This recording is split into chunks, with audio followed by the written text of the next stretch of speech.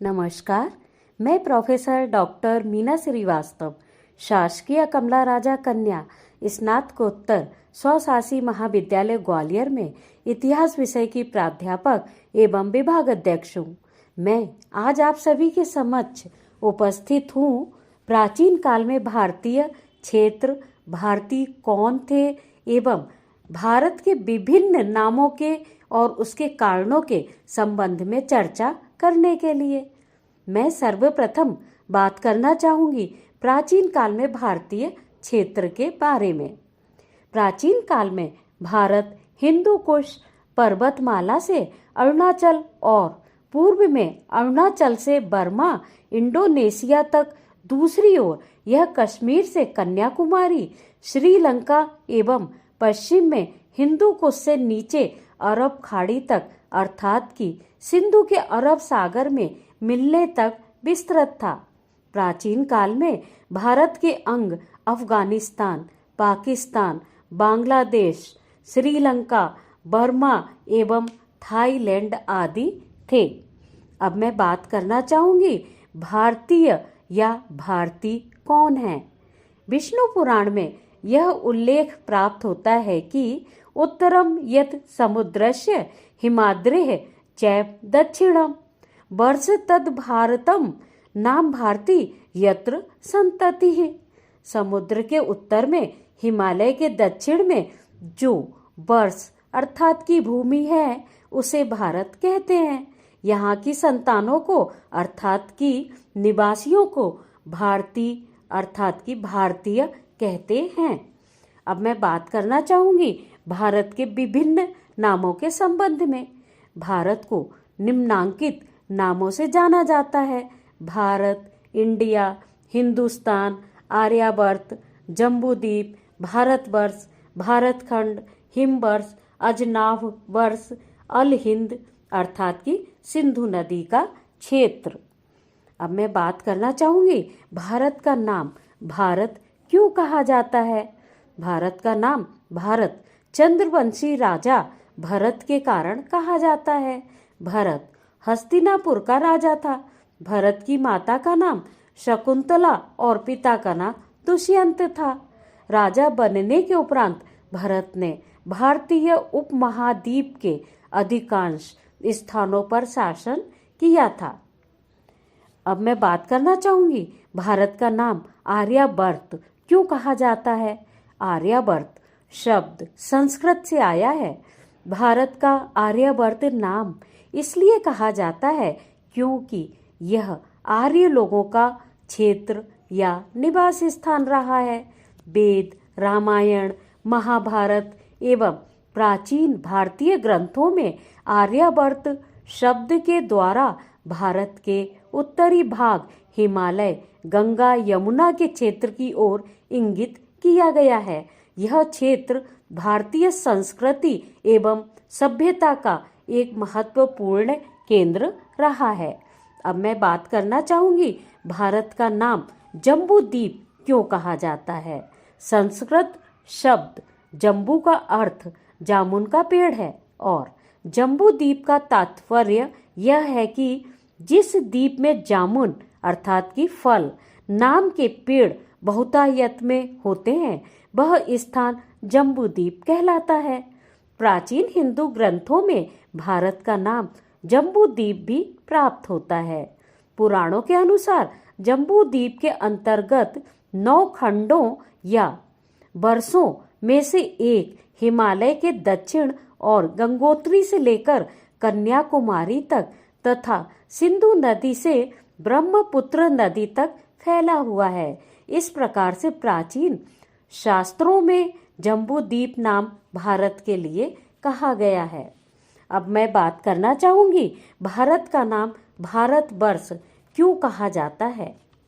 एक मत यह भी है कि भारत का नाम भारतवर्ष इसलिए कहा जाता है क्योंकि जैन धर्म के प्रथम तीर्थंकर ऋषभदेव, वृषभदेव या आदिनाथ एवं माता सुमंगला के पुत्र का नाम भरत था।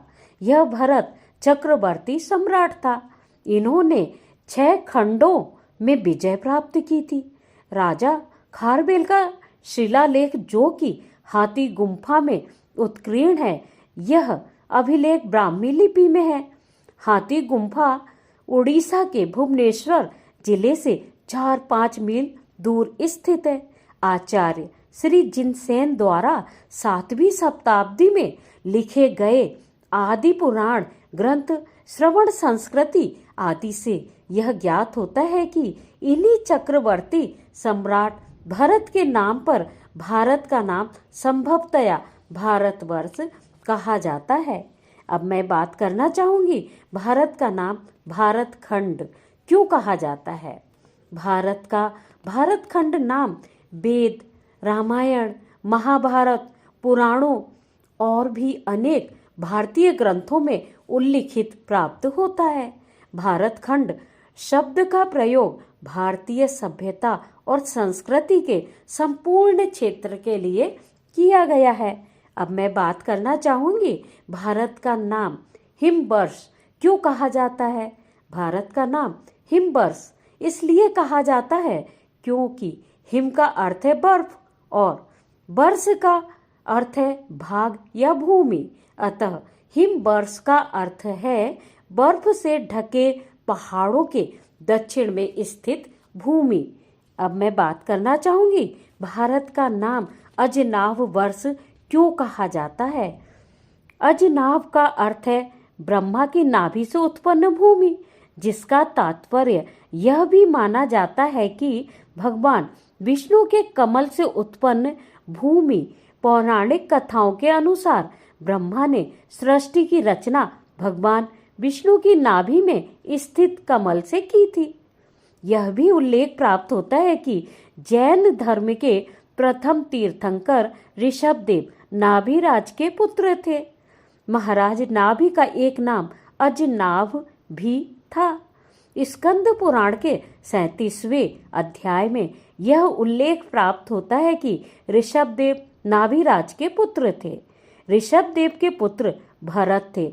इन्हीं भरत के नाम पर भारत का नाम भारतवर्ष कहा गया, जो कि पूर्व में अजनाभ वर्ष के नाम से जाना जाता था। इस प्रकार से भारत का प्राचीन नाम महाराज नाभि के नाम पर अजनाभ के कारण अजनाभ वर्ष या अजनाभ खंडे कहा जाता था। अब मैं बात करना चाहूंगी भारत का नाम हिंद या हिंदुस्तान क्यों कहा जाता है। सिंधु नदी भारत के उत्तरी पश्चिमी हिस्से में बहती थी, जो कि भारतीय उपमहाद्वीप का एक मुख्य भाग था। सिंधु या सिंध को अरबी फारसी भाषा में हिंद और यहाँ के भूभाग को हिंदुस्तान कहा जाता था। 262 सीई में सिंध का हिंदुस्तान नाम सासानी सम्राट शाहपुर प्रथम के शिलालेख नक्श-ए-रुस्तम में प्रयोग किया गया मिलता है। मध्यकालीन भारतीय इतिहास में अनेक उदाहरण इस प्रकार के प्राप्त होते हैं जहां पर भारत का नाम हिंदुस्तान कहा जाता था। अब मैं बात करना चाहूंगी भारत का नाम इंडिया क्यों कहा जाता है। इंडिया नाम सिंधु नदी से लिया गया है। इंडिया शब्द अंग्रेजी भाषा का शब्द है। फारसी और ग्रीक भाषा में सिंधु नदी को इंडस कहा जाता था। यह शब्द 4वीं सदी में यूनानियों द्वारा प्रचलन में था। सिंधु अर्थात कि इंडस नदी के किनारे स्थापित भूमि को विदेशियों द्वारा इंडिया नाम से पुकारा गया है। पुरानी अंग्रेजी में इंडिया शब्द 9वीं सदी में एवं नई अंग्रेजी में 17वीं सदी में मिलता है। अब मैं बात करना चाहूंगी भारत का नाम सोने की चिड़िया क्यों कहा जाता है।